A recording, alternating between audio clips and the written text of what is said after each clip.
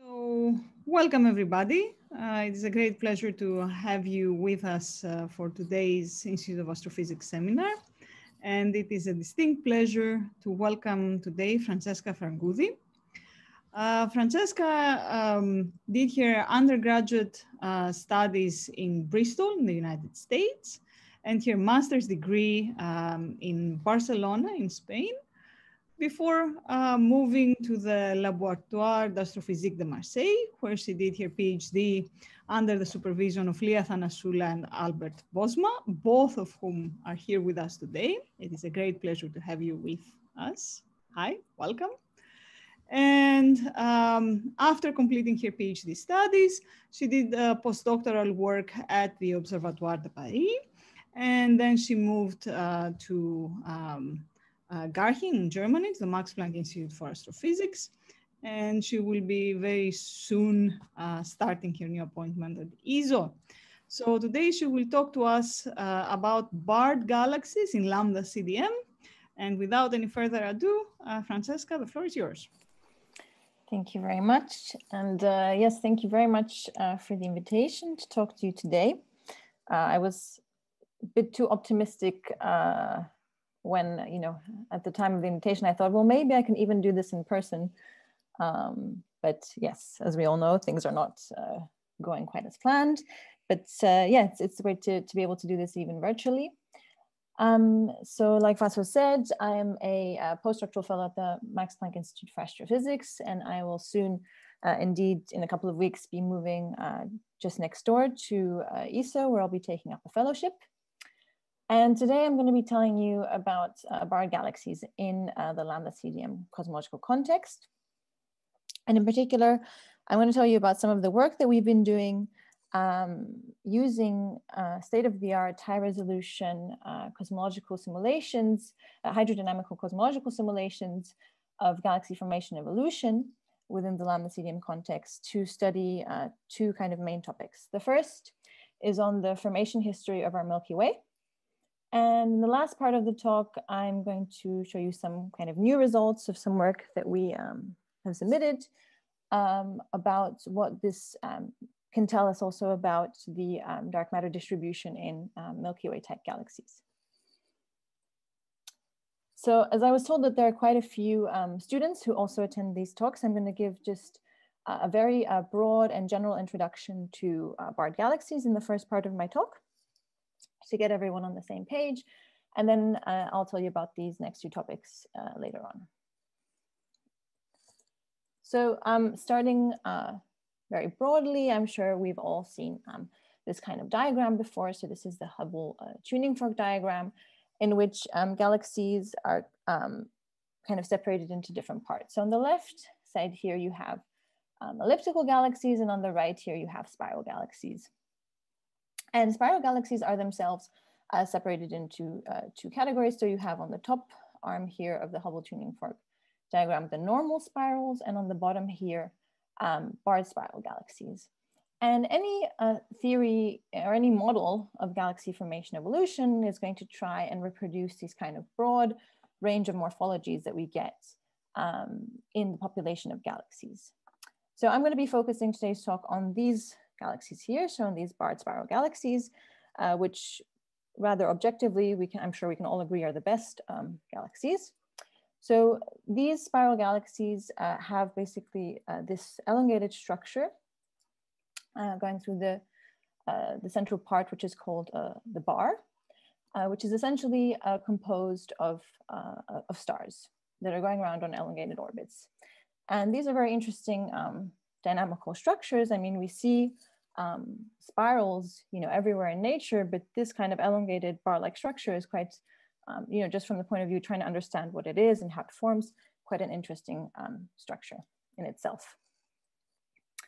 But the other reason that bars are of interest, especially to galaxy formation evolution in general, is that about 2/3 of disk galaxies in the local universe have bars. So they're very common structures. They're commonly found in the universe. And you might have noticed that I also snuck in here a picture of our Milky Way. This is with the Gaia DR2 data, because as I'll tell you in a bit, also our own Milky Way is in fact a barred spiral galaxy. So one of the reasons that bars are so prevalent is because they're actually quite energetically favorable in the sense that they can bring the galaxy in a lower energy configuration state. And they do this by essentially redistributing angular momentum from the inner disk to the outer disk, and also to the dark matter halo. And the other thing that bars do is that they can significantly affect their host galaxies. And they do this by redistributing both gas and stars in the disk. And this is quite important because at late times in the evolution of galaxies, of spiral galaxies, bars are basically one of the main ways in which spiral galaxies can change and evolve. So for example, bars can induce shocks in the gas, which cause it to lose angular momentum and to actually funnel to the central regions of the galaxy. So for example, here, you can see these nice dust lanes in which gas is basically being pushed to the center. When this gas is pushed to the center, it accumulates in these inner regions, and it can give rise to intense bursts of star formation and feedback, and also can give rise to the formation of nuclear structures, such as so-called nuclear disks, which are essentially just disks, highly rotating disks in the central regions of galaxies. The other thing that bars can do is that they can, they're one of the main contributors to the gas reservoir that can feed the central supermassive black hole in the inner regions of galaxies. And this is especially important at late times in the evolution of galaxies, where galaxies are not undergoing many mergers or other interactions that can push the gas into the center. And so you need some mechanism that can, bring gas to the central regions of galaxies. And the other thing that bars can do is that they can, through resonances, they can redistribute stars, both in the outer disk, but also in the inner regions. And they form structures such as so-called Boxy peanut bulges, which are, yes, one of the creative names that we have in astronomy. So how do they do this? So here I'm going to show you, this is a video where I show you the orbits of 3 stars in a barred galaxy in an inertial frame of reference. And you can see that the stars are moving on quite elongated orbits. Now, if I look at this in a rotating frame of reference, where I'm rotating at the same speed as the bar, this is what these same 3 orbits look like. And what you can see is that in the inner regions of galaxies, so in the bar region, what the orbits are doing is they're moving up and down in very elongated orbits along the bar. And in the disk, you have these orbits which are trapped at corotation. So what this is telling us is basically that if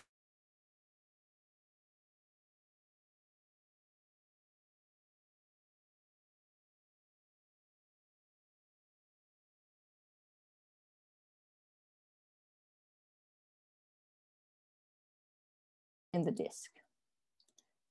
And you can think of resonances a bit as a kind of a forced harmonic oscillator. So you can think a little bit about a swing being pushed, in which the amplitude of the motion of the swing is increased if you have if you're pushing at the correct frequency, and also with these orbits that are in resonance, what's happening is that basically the elongation of these orbits is changed because they become resonant with the bar. Now, how would we then go about forming Boxy peanut bulges? So as stars move around the galaxy, they also oscillate in the vertical direction. And if they oscillate, as I said, at the right frequency, sort of frequency that's commensurate with the bar rotation, then these orbits will become resonant also in the vertical direction. And resonant orbits can get distorted out of the plane of the disk into banana or pretzel-shaped orbits. There's various names and various families for these types of orbits. And here I'm showing you what this looks like for actually an individual orbit in a simulated barred galaxy. So here I'm showing you this orbit is going to be in the XZ plane. So this is the plane of the disk of the galaxy. And this is the star here. And I'll show you the motion of this star, of this orbit. And you can see that to begin with, this is contained close to the plane, but this star actually enters into this vertical resonance with the bar, so it becomes part of the Boxy peanut bulge of the bar, and you see that it gets pushed out of the plane of the disk into these quite vertically extended orbits, which are banana or pretzel shaped. And what this looks like globally, so here I'm going to show you, this is an Embodied simulation of a spiral galaxy. In the top, this is the face-on distribution of the stars, and in the bottom, this is the edge-on distribution. And so this is you see it starts off axisymmetric, and this system now evolves and forms a bar self-consistently. And what I'm doing here is I'm rotating the bar to be along the x-axis, because I want you to focus here on the edge-on distribution. And what you see is if I fast forward a little bit in time, after some time, you have this X shape that forms. And this is this so-called Boxy peanut bulge, which forms out of the buckling of the bar. Okay, so we've spoken a little bit about the general properties of bars. So I'm going to go now into how we can try and use simulations to understand a bit more about the formation of the Milky Way. So if we want to understand how galaxies form, a good place to go and look is in the inner regions, because these inner regions are the first to assemble. And in the inner regions of galaxies, we tend to find mainly, well, it's a spectrum, but on two different sides of the spectrum, we find different types of structures. So on the one hand, we find what these so-called classical bulges, which are essentially dispersion-dominated spheroids that are thought to form through rather violent processes, such as mergers or clump migration. And on the other hand, we have so-called pseudobulges. I didn't pick the name, but that's what they're often called. And these include Boxy peanut bulges, which we just spoke about, nuclear disks that are also thought to form through the transportation of gas to the center from bars, and other structures. But the thing that these have in common is that they're thought to form through secular processes. So they form through disk instabilities or resonances rather than, for example, mergers. So these different formation processes can leave very different chemodynamical imprints on stellar populations in the inner regions. And of course, by going and modeling these chemodynamical properties, and especially the chemodynamical properties of stellar populations in the bulge of the Milky Way, we can try and decipher its formation history. So what do we know about the chemodynamics of the Milky Way bulge? Well, in terms of its morphology, we know that the Milky Way has an X or Boxy or peanut shape. And if you squint a little bit, you can actually see this X shape very nicely here in this image from the WISE survey. And the reason why the X shape of the Milky Way is not extremely visible is elucidated by this nice video by Leah Athanasula, where you see how the bar is rotated with respect to our line of sight. So this is what a typical bar galaxy looks from above. In the Milky Way, we're in the plane of the galaxy, but also the bar is almost end-on to us. So that means that the semi-major axis of the bar has an angle of about 30 degrees with respect to our line of sight. So this, the X shape or the peanut shape that is very prominent if we look at the bar edge-on is not so prominent in the Milky Way because of the orientation of the bar. Also, if we look at the kinematics of stars in the bulge, we find that they exhibit what's called cylindrical rotation, which means that the line of sight velocity of stars in the bulge is independent of height above the plane. And this is typical, again, of Boxy peanut bulges and is not what we would expect if there was a spheroid or a dispersion-dominated spheroid in the center of the galaxy. So the morphology and kinematics in the bulge of the Milky Way seem quite consistent with a Boxy peanut bulge. However, things get more messy when we go and we look at chemistry, and that's because stars in the bulge of the Milky Way have a very broad range of metallicities. And you can see an example here. This is in one of the fields towards the bulge. This is Bade's window. This is from the work of Zoccali et al. And you can see that stars have a really broad range of metallicities from -1 to supersolar. And this broad range of metallicities points to a coexistence of multiple stellar populations. Now there's a general kind of consensus in the community that the metal-rich populations, so stars with metallicity above 1, are part of the disk. So these are the ones that kind of participate strongly in the Boxy peanut. And since the Boxy peanut is essentially formed through resonances in the bar, and the bar is formed out of disk material, these stars are basically just part of the disk. But there's a bit more of a debate about what the origin of these Middlepoor populations is. And specifically, there's kind of two competing theories. So one is that these populations are part of a dispersion-dominated spheroid, or a so-called classical bulge, in which case our Milky Way would have what we call a composite bulge. So it would have both a pseudobulge and a classical bulge, which is something that is observed in some galaxies. And the other idea is that these Middlepoor populations in the bulge are actually just part of the thick disk that we see at the solar vicinity, but extended into the inner regions of the galaxy. And if this case holds, so if these Middlepoor populations are just the thick disk that we see at the solar vicinity, but in the inner regions of the galaxy, then that would mean that the Milky Way bulge essentially, we can explain almost all the stars that we see in the Milky Way bulge with just pure disk populations. So the Milky Way bulge will then have a pure disk origin. So to explore this possibility, what we did is we used some tailored N-body simulations that were tailored to look like the Milky Way disk. So what we did was we went and looked at the properties of stellar populations in the disk. So this is what I'm showing you here. This is from the work of Bovie et al. In 2012. On the y-axis, you have the vertical scale height of these stellar populations. And on the x-axis, you have the radial scale length. And these are color-coded by metallicity. So what you see is that in the disk of the Milky Way, we have these stars that are part of the thick disk that have low metallicity. And then you have these stars that are part of the thin disk, which have higher metallicity. And the thick disk is more centrally concentrated, so it has a shorter scale length than the thin disk. So we constructed an Embodied simulation where we have essentially 3 different populations, which are kind of discretized, which represent a discretized version of the Milky Way disk. So we have this thick, intermediate, and thin disk population. And we have these, and these also have the kinematics that correspond to these disks. So the thick disk has hotter kinematics. The thin disk, of course, has colder kinematical properties.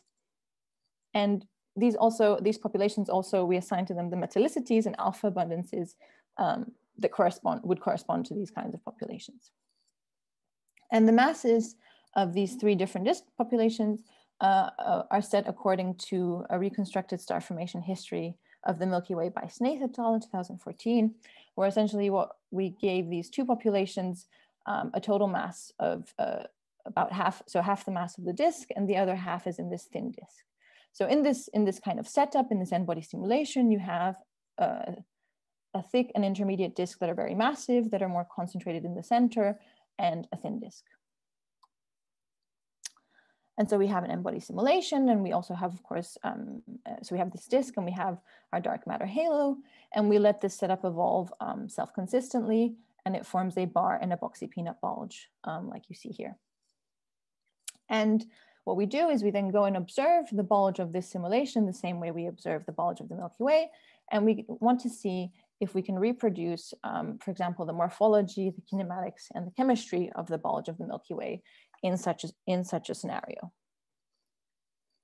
So in terms of the morphology, what we found is that if we go at the end of the simulation and we separate out into the cold and the hot population, what we see is that in the cold population, which was basically cold at the start of the simulation, we have more elongated bar and also more prominent peanut shape as compared to the hotter population, which has a higher velocity dispersion.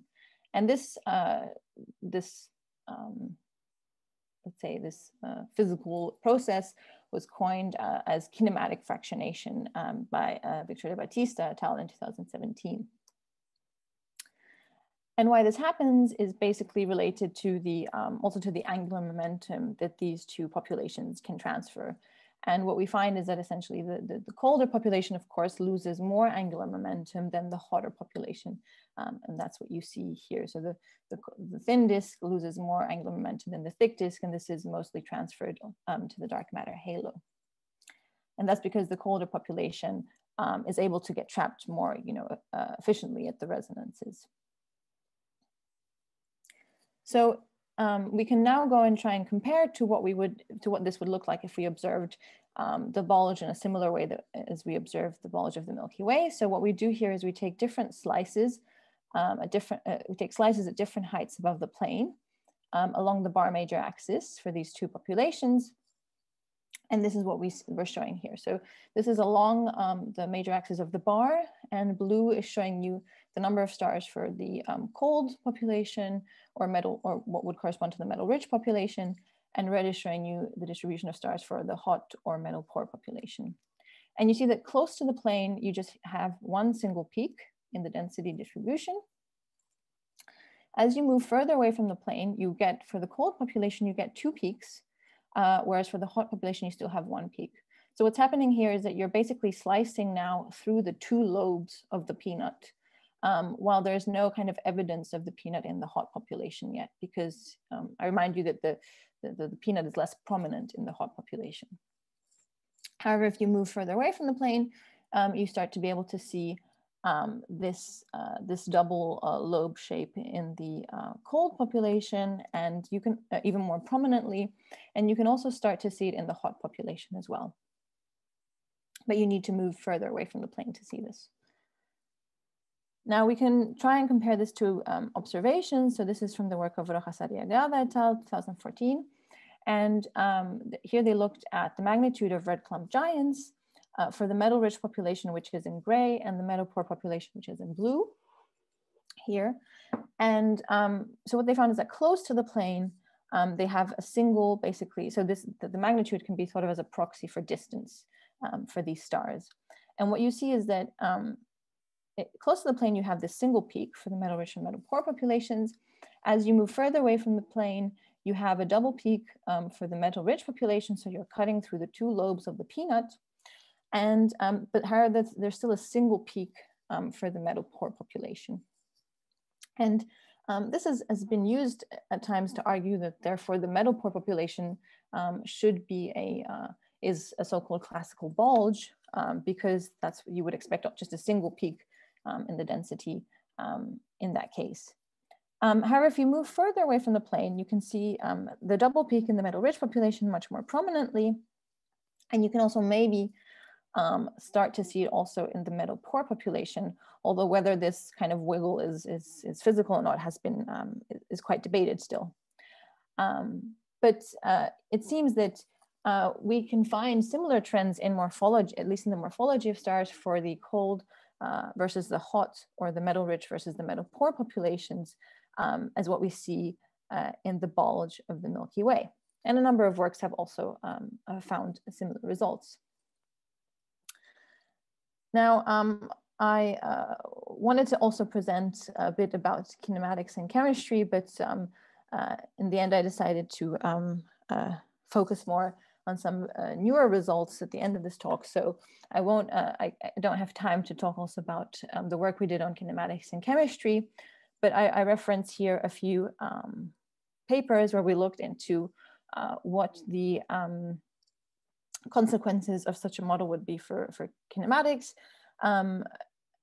in this kind of model, and how it fits to what we see in the bulge of the Milky Way. And we also looked at chemistry, so we constructed metallicity maps, and we found that all of these are in very good agreement with what we see in the Milky Way. So these isolated tailored simulations of thin and thick disks can reproduce the chemodynamical properties of what we see in the Milky Way bulge very well. And I put those papers there, so feel free to have a look at them.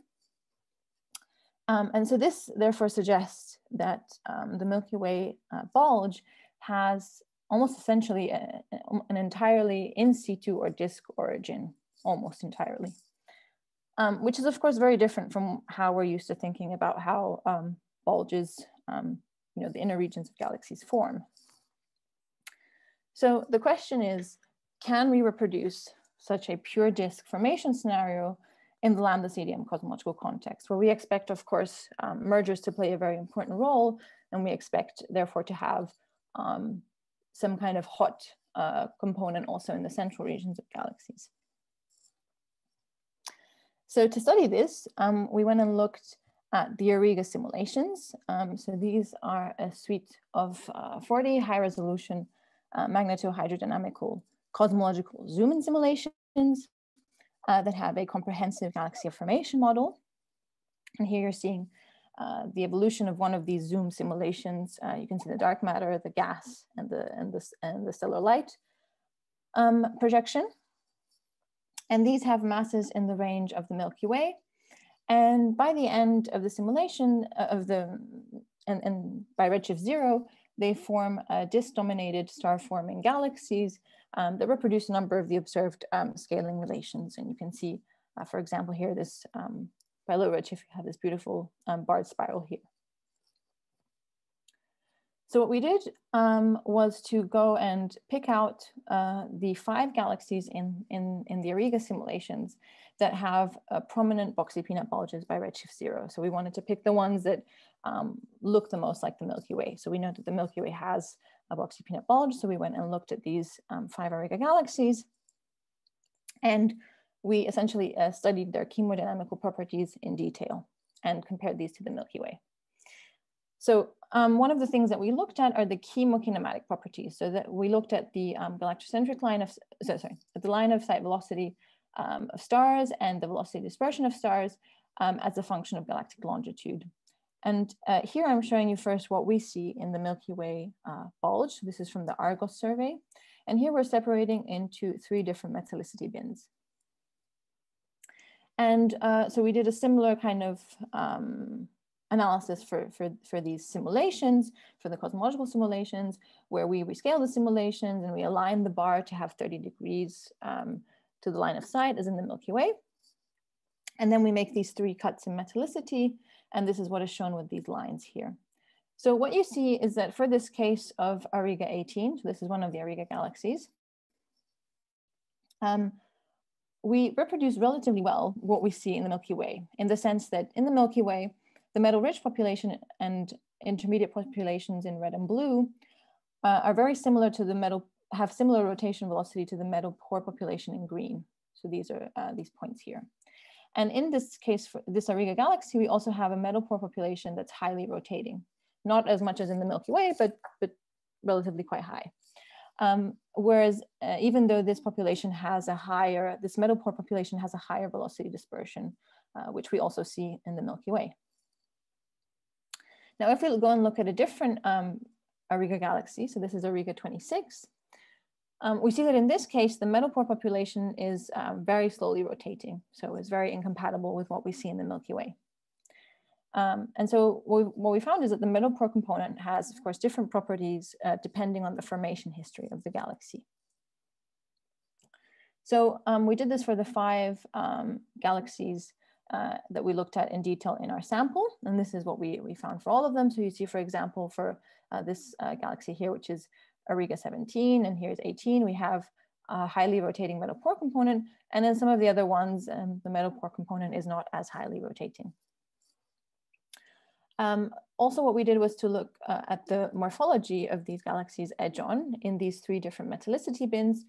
And what we also found in the isolated simulations, of course, which is that the metal-rich population, which is also the most kinematically cold population, shows a much more prominent Boxy peanut bulge shape than in the intermediate metallicity population, which is also hotter. And if you look at the most metal-poor population, which is the hottest one, you basically don't really see the peanut at all anymore. Another thing to notice is that if you look at the metal-poor population, what you can see is that in the cases where you have a highly rotating metal-poor population, these are also more flattened distributions. Whereas in cases, for example, like ARriga 26, where you have a very small rotation in the Middlepoor component, these are the most spheroidal-like populations. So the Middlepoor populations with higher rotation are also flattened, thick disk-like populations, which makes sense also with what we were saying before about the Milky Way's Middlepoor population being likely part of the thick disk. Now, if we go and look at the star formation history of these galaxies now, so this is the star formation rate as a function of time in black here. This is for this galaxy ARriga 18. And on the top here, I'm showing you these lines show you the mergers that have happened in this galaxy that are more massive, I think, than 10 to the 8 in stellar mass. And the color coding is showing you the stellar mass ratio of the merger. So light color means that this was essentially a minor merger, and dark color would indicate a major merger.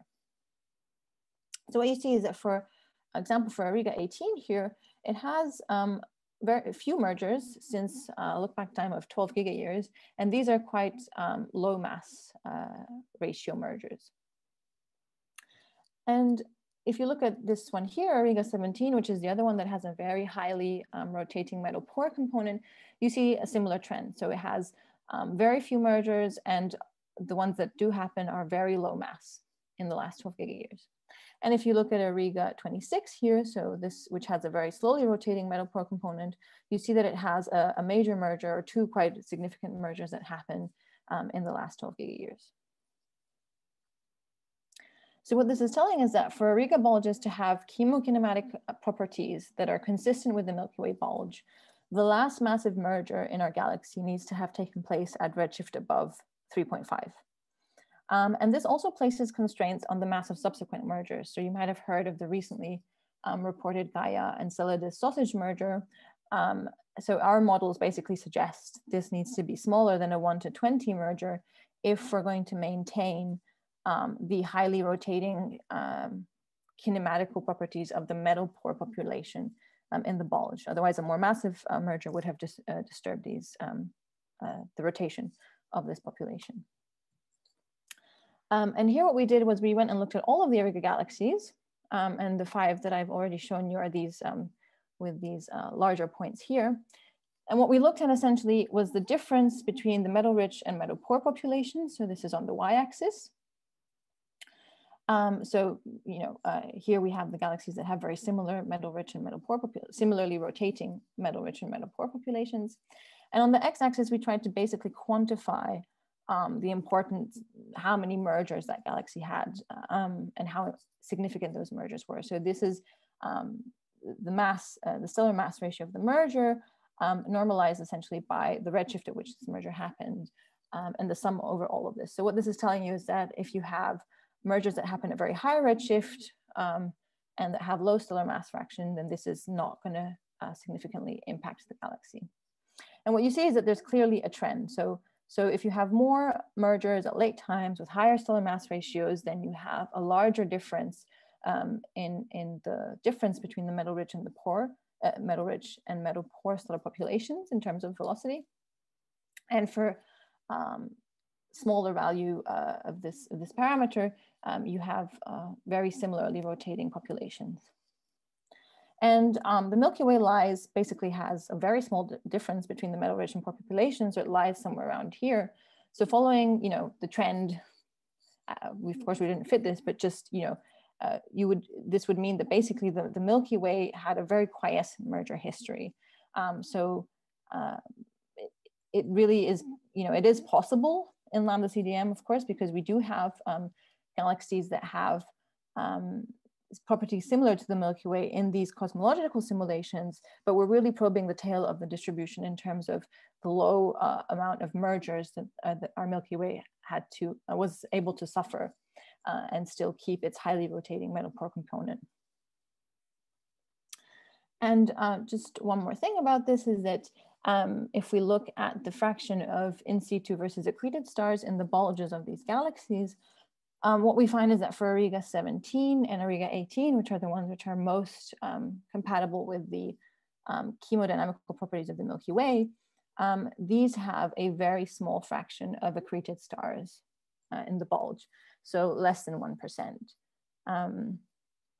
Yeah, which is telling us that likely also the Milky Way does actually seem to have mostly an in situ population. Okay, and in this last part, I'm going to talk to you a little bit about the evolution of bars and how this relates to the dark matter content of galaxies. So there's been a number of theoretical studies that have basically shown that bars slow down due to dynamical friction with the dark matter halo. And this happens when they're embedded in very massive dark matter halos. And so what would happen here is, so here I'm showing you the angular frequency of a spiral galaxy. And if you have a bar with a given pattern speed, you would have a given co-rotation radius, which basically means this is the radius at which stars in the disk rotate at the same frequency as the bar. Now, if the pattern speed slows down, what happens is that the co-rotation radius is increased. If you have, what these works showed is that if you have a lot of dynamical friction, this increase in the co-rotation radius is more than the increase in the bar length. So that what happens is that the ratio of the co-rotation radius to the bar radius increases if you have a very massive or concentrated dark matter halo. What's commonly used in literature is that if this ratio is above 1.4, then bars are called slow. And if this ratio is below 1.4, then bars are called fast. Now, there's been a number of observational studies that try to measure bar pattern speeds. And these find that bars tend to, in general, be fast. So they tend to have ratios that are less than 1.4 in this co-rotation radius to bar length ratio. Now, there's been a couple of, there hasn't been a lot of work done on this on cosmological simulations, especially in kind of large cosmological simulations. But there were two papers, one that looked at Eagle and one that looked at Illustris, where they tried to measure this ratio in bars. And what they found in these ΛCDM simulation is that bars are very slow compared to observations. So they have this ratio is very large. And there's, there could be a number of culprits for this. Is this that these simulations have, for example, too low resolution? Could it be an issue with the subgrid physics that they're employing? Or could it be that these halos, the dark matter halos, are too concentrated? But the general question this raises, or these papers raised, is are fast bars actually incompatible with the ΛCDM cosmological paradigm? So what we did was, since we have this suite of high resolution cosmological simulations, we went and we calculated the apparent speed of bars in the ARriga simulations. And this is what we found. So the ARriga galaxies tend to lie within the range of acceptable values also for observation. So the ARriga galaxies are also fast. And this is actually in agreement with observation. So here I'm showing you the average value of this R parameter, which is this ratio, R co-rotation divided by R bar. And you see that ARriga is actually compatible with observations in contrast to Eagle and Illustris. So of course, the question we want to ask here is, what's going on here? Why is ARriga compatible with observations, but previous cosmological simulations have not been? So one of the first things that we went to look at was whether resolution could be playing a role. So what we did was we said, okay, if Eagle and Illustris have lower resolution than ARriga, so let's rerun so is this what's giving rise to this larger value of this curly R? So what we did was we reran some of our ARriga galaxies with lower resolution to have a resolution that's comparable to that of Eagle and Illustris. So it's a little bit higher than that of Eagle and Illustris, but not very much higher.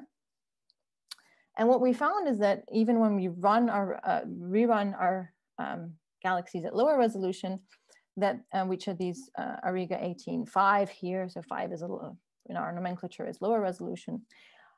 we still find bars that are fast. So the value of curly R changes a little bit, but the bars still remain fast. And we also note that there's also some other simulations, cosmological zoom-in simulations in the literature that have also found slow bars. So this seems to suggest that it's not the lower resolution of Eagle and Illustris that's giving rise to these slower bars in these simulations. So what we wanted to go and look at then was the baryon dominance of the ARriga galaxies. And what we found is, and so what I'm showing you here, this is the rotation curve of the barred ARriga galaxies decomposed. So blue is stars, and red is dark matter, and green is gas, and black here is the total. And this is the average value for all of the, and average and 1 sigma scatter for all of the barred galaxies. And what we want to basically see is how much the baryons or the stars dominate over the dark matter. So this is what we're showing here. So this is the V stellar over V taut as a function of radius for the ARriga barred galaxies. And we did the same thing for Illustris and Eagle. So we estimated this value of the stellar to the total rotation curve. And what you can see is that ARriga galaxies are more baryon dominated than the barred galaxies in the Eagle and the Illustris simulations. And this is therefore, can explain why the bars in ARriga are actually staying fast. So these are in more baryon dominated systems. And so the dark matter halo doesn't have such an effect on slowing down the bars due to dynamical friction in these cases. Something interesting that comes out of this is that if we go and look at the M star, so this is the stellar mass of the galaxy as a function of the halo mass, and we compare the values for galaxies in ARriga, Illustris, and Eagle to that predicted by the abundance matching relation. So this is given by this blue curve. What we find is that Eagle and Illustris, follow, so Eagle especially follows this relation very, very well, the abundance matching relation, where the abundance matching relation is essentially matching the mass of galaxies to the mass of halos in dark matter only simulations. And so it's giving you kind of a prediction of what you expect this to be, this relation between M star and M halo to be. So Eagle follows this relation quite well. Illustris is just above this relation, above the median, let's say, but ARriga is quite far above the abundance matching relation. And this is interesting because there's recently been a work that was published by Lorenzo Posti in 2019, and then also subsequently Marasco in 2020, where basically what they were looking at is the relation of a sample of spiral galaxies, so this is the spark sample of galaxies, and compare this to the abundance matching relation. So here this is a kind of slightly modified version of the abundance matching relation. This is M star over the baryon fraction and M halo. And this line is what is predicted by abundance matching. And these are where the stars of the spark sample, the galaxies of the spark sample fall. And what these authors found was that if you look at the high mass end, spiral galaxies do not follow the abundance matching relation. So spiral galaxies seem to be above the abundance matching relation. They seem to be more baryon dominated, and they seem to be more efficient at converting their gas into stars. And they called this the failed feedback problem. So basically that feedback isn't efficient enough at suppressing star formation for these high mass spirals. So we went and did a similar thing, therefore, for the ARriga galaxy. So here I'm showing you again this F star value. And the red again is for ARriga, and green and purple are for Illustris and Eagle respectively. And these points show you where the spark sample lies. And what you see is that the ARriga galaxies are also more efficient at converting gas into stars in a disk-like configuration, due of course to the subgrid recipes that ARriga employs, which are different from Illustris and Eagle. And they're therefore offset from the abundance matching relation. And this is interesting because the dynamics of barred galaxies are therefore suggesting that massive spirals actually should lie above the abundance matching relation. So this was, something that was shown using some modeling assumptions in the work of Boxy for the observations. But what we find using these simulations is that if these spiral galaxies, if these barred spiral galaxies do not lie above the abundance relation, that bars actually then rotate slowly, which is incompatible with what we see in observations. So that's all I wanted to show you today. So these are some keep home messages. So what we find using hydrodynamical cosmological simulations is that, and also tailored n-body simulations, is that the Milky Way bulge seems to have an almost exclusively in situ origin. So more than 99% of stars in the bulge of the Milky Way were formed in situ. And that this means that the Milky Way has an uncommonly quiescent merger history that's really probing the tail of the distribution of what's possible in ΛCDM. And that therefore the Milky Way must have had mergers in the last 12 gigayears that are smaller than 1:20 ratio. And this puts constraints on the mass of the recently proposed Gaia Enceladus merger. And we also find that fast bars are not incompatible with ΛCDM. However, massive spirals do seem to need to be more baryon dominated than predicted from abundance matching. And this suggests that massive spirals are overly efficient at converting gas into stars and actually need to be so for bars to remain fast. And this work should be on the archive in the next couple of days. So please keep an eye out for that too. Thank you very much for your attention. Thank you very much, Francesca. That was very, very interesting. Any questions? Eva. Let's mute me. Hi. Very interesting talk. Thank you. So I have many questions, but if I'm allowed to, one would be very fast. For the last part of your talk, it's very intriguing to see the difference between Illustris and ARriga. So which Illustris is this? Is this the original? Is the TNG? Which folio? This one is the original Illustris because this is the one where they looked at the pattern speeds of bars. So we didn't calculate that ourselves. We just took the pattern speeds from the literature. But Illustris TNG, if you look at this paper by Marasco et al., it seems that Illustris TNG follows similar trends in terms of the abundance matching relation as Illustris. Okay. So the other question I had was from earlier on, where you were talking about. Eva, we can't hear you very well. Can you come closer to the microphone, or maybe not cover the microphone with your hand? Maybe. Now? A little bit. Yeah, go on. So the other question was relating to the abundance studies you were doing earlier on with the iron abundance of the stars. So I was wondering if in ARriga you can also follow the gas abundance, and if that's of interest to study in this context, like if the gas follows similar trends, or if it's... Yeah, you can. I mean, you definitely can study that in ARriga. So we do have metallicity for the gas also. In terms of what we would expect, I mean, yeah, I guess if you can. So the issue is, I guess, trying to get accurate metallicity estimates for the gas in the inner regions of the Milky Way, which is where we're probing really. And yeah, I guess that could be then compared to the simulations. But I guess it would not necessarily give too much more information than just, for example, looking at the metallicity of very young stars in terms of what we're trying to see in terms of the chemodynamical properties of the stellar populations, let's say. But that might be another interesting probe, yeah. Other questions? Rafael? Thank you very much for this nice presentation. So I have two questions also. The first question is similar to Eva's.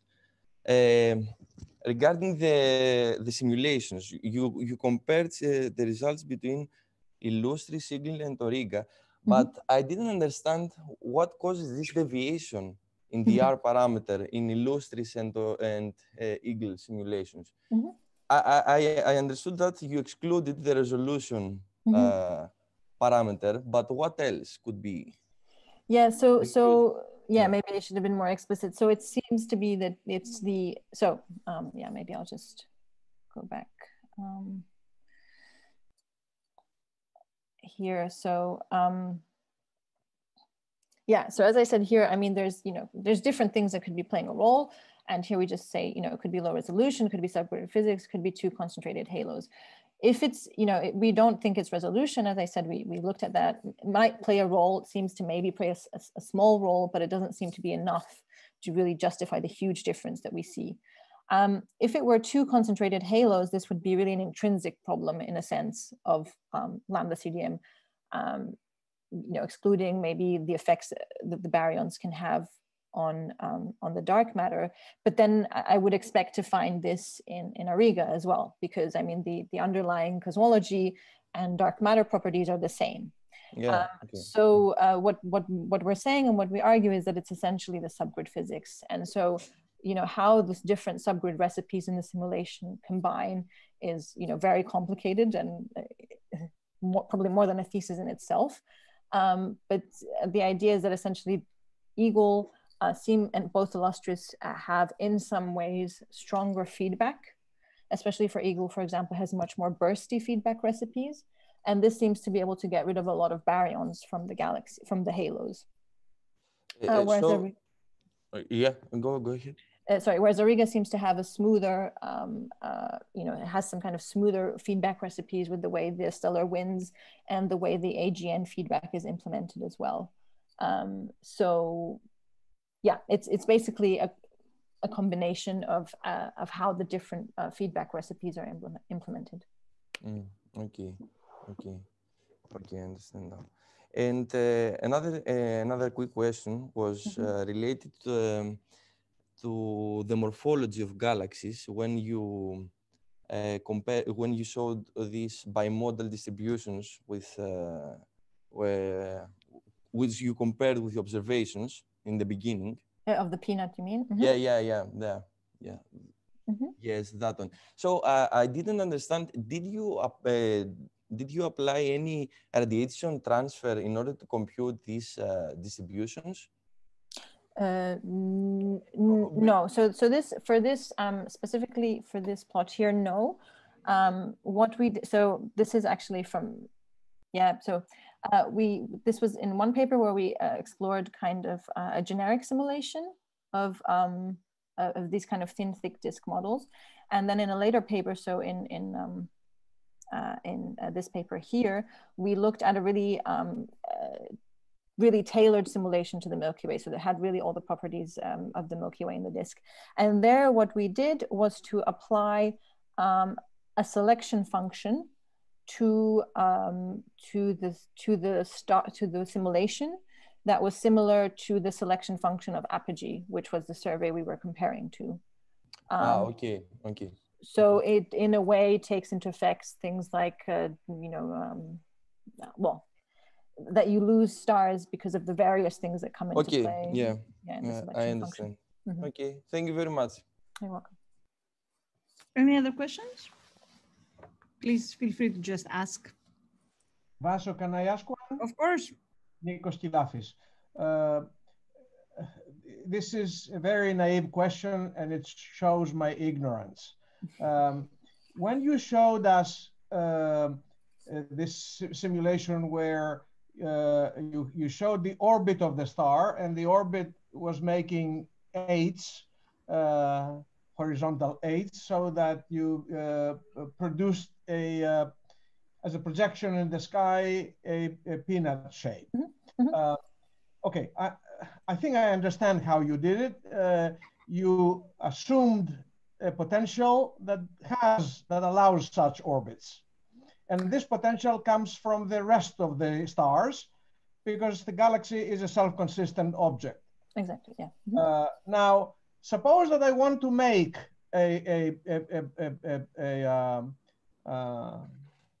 Boxy galaxy, and I'm given 100 million stars, and they tell me, someone tells me, okay, now make me a Boxy galaxy. How would I go about? Would I make a spiral galaxy with some twinkles to allow it to form Boxy? What would I do?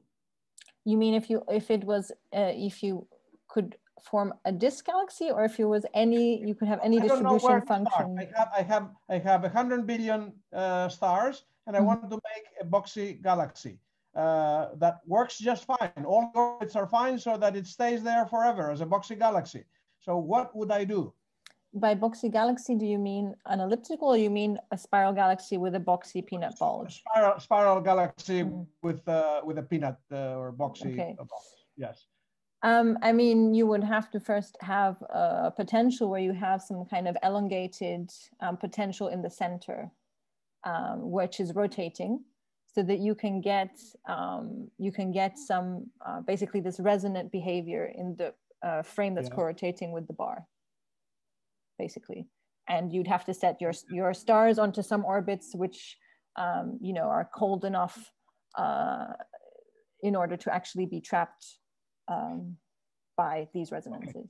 So I would take this potential, put the stars in, and then ask whether the stars that I now have produce through gravitational interaction the same potential.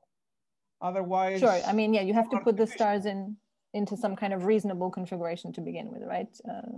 Disk-like distribution function, yeah. Yes, yes. Okay, all right, thank you. Just to say hello to Leah and hello. hello. And Albert, Leah and Albert, yes. And Vasilis, I think, had a question. Yeah, I have a couple of quick questions. One is related to the bulb. Thanks again for this excellent talk, actually. But the one is related to the discussion, the point that you mentioned about bulges and pseudo bulges, right? And I remember some years ago there were discussions about how when people were examining the M sigma relation, they saw a difference between the standard M sigma and the intercept in bulges and in pseudo bulges, right? So the fact that these simulations, right, even the cosmological ones, do not necessarily include the seed supermassive black hole or whatnot at the nuke centers of those halos. Do you think that may somehow bias some of the results? Or is the sphere of influence of the supermassive black hole is so small that, you know, we know that it doesn't affect the X orbits, for example, right? But yeah, so maybe, do you think this is a limitation just by definition or something? So in the cosmological simulations that I showed, we do have supermassive black holes. So there's a seed supermassive black hole that's set, you know, under certain conditions, and then it's allowed to accrete mass through the standard kind of Bondi-Hoyle accretion rate, and also has feedback as well. So that does, so they do have that. Well, I think there's a bit of confusion because Leah has a nice paper on this, but there's a lot of confusion because pseudobulges are, you know, kind of grouping together different types of structures. So, you know, you have the Boxy peanut bulge, which is this structure that forms due to vertical instabilities and resonances in the bar. And then you also have these types of structures, which are, for example, nuclear disks. And these are just disks that are basically formed in the central, you know, few hundred parsecs or kiloparsec by gas being brought into the center. And so you have all these different things that are quite different, you know, have quite different formation processes. So I'm not sure, you know, when people looked at the M star M sigma relation and classified things as pseudobulges, what that includes, if that includes, you know, I think it includes basically everything with a low Sersic index, but that can be, you know, that can be different types of things. It can be Boxy peanuts, it can be nuclear disks, it can be different things. but yeah, I think that this doesn't play a very big role in what we're talking about in terms of the Boxy peanut, in terms of as long as this central mass concentration or supermassive black hole is not too, let's say, unrealistically massive, then it should not bother the orbits of the Boxy peanut bulge. Okay. I'm not sure if that fully answers your question, but no, that's fine. And the other conclusion that you, what you mentioned about the lack of, how did you put it? Sort of like it was the take home or keep home message yes. about the influence of mergers to the evolution of the bulge on the Milky Way, right? And you say that this is, you refer mostly on mergers here, right? Because I mean, the LMC stream and things like that, we know that they did affect disk at least. So one would presume that would increase the stability and drive material towards the center mostly, no? Yes, yes, but of course, so the Milky Way has had, of course, mergers, apart from, you know, the Gaia and Enceladus mergers and higher redshift, but these are quite low mass mergers, like the LMC, for example, or even the Sagittarius dwarf. So basically, what we're saying with these with this analysis that we did on the simulations is that if you want in the inner regions of the galaxy, you know, to perturb the stars in the inner regions of the galaxy, you need to have something very massive that comes in and that can really reach the center of the potential and can, you know, disturb the orbits of stars in the central region. So that places, so the fact that we have metal-poor stellar populations in the bulge that have very similar rotation to the metal-rich populations is telling us that there couldn't be something very massive that goes really right to the center of the Milky Way and, you know, makes a mess of the orbits there. Otherwise, we wouldn't have this very highly rotating metal-poor component. And since we see this in the Milky Way, and we also see this in the cosmological simulations, but we only see this in the cosmological simulations where we don't have these massive mergers, and we can put some numbers on this and say, you know, they need to be less than 1 to 20, basically. Okay. Then there's a lot of caveats there because, of course, you know, maybe if you change the subgrid physics that you put in, that number changes, but at least in these simulations, this is what this is showing. Thank you very much. Thank you. You're welcome. Okay, anything else? Well, I could add one if I'm Leah Thanasula, by the way. Hi, Leah. So I really enjoyed your talk. Thank you. It was really great. Thanks. The part I liked best was the very last part, the part which you called unpublished yet, or whatever you called it.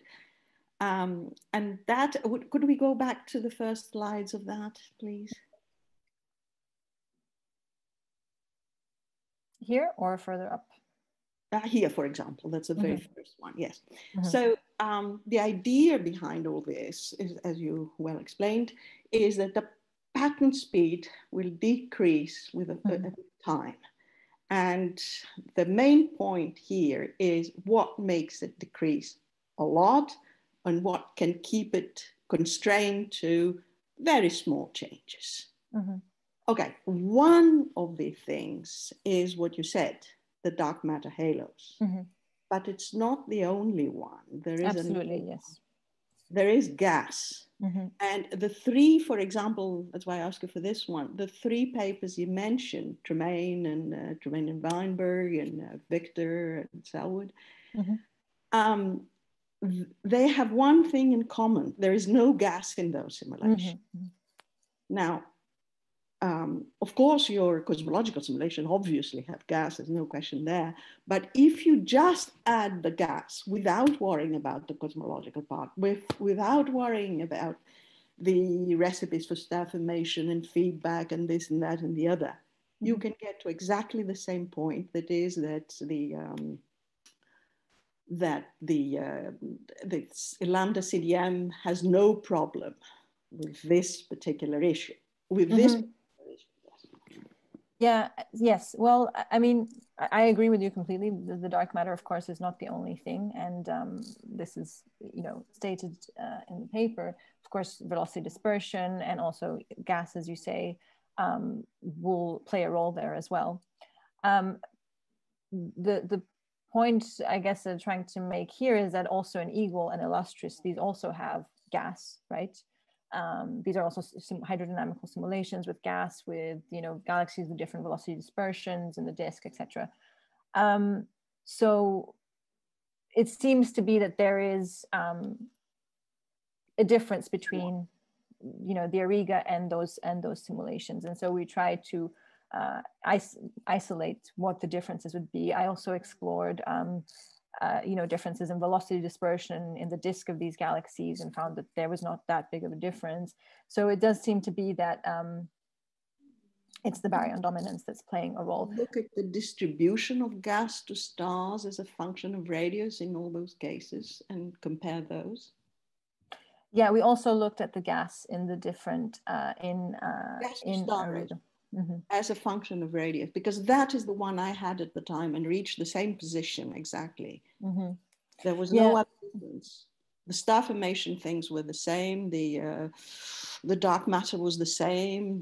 Everything else was the same. I just changed the gas to star ratio. But that would also change. It might be worthwhile looking into. That's what I'm saying. I'm not saying it is the point. For heaven's sake, I haven't tried it, so I don't know. But for this particular case, but I think it's well worth trying. Yeah, no, I agree. Definitely, yes. Thanks. Thank you. Any other questions for Francesca?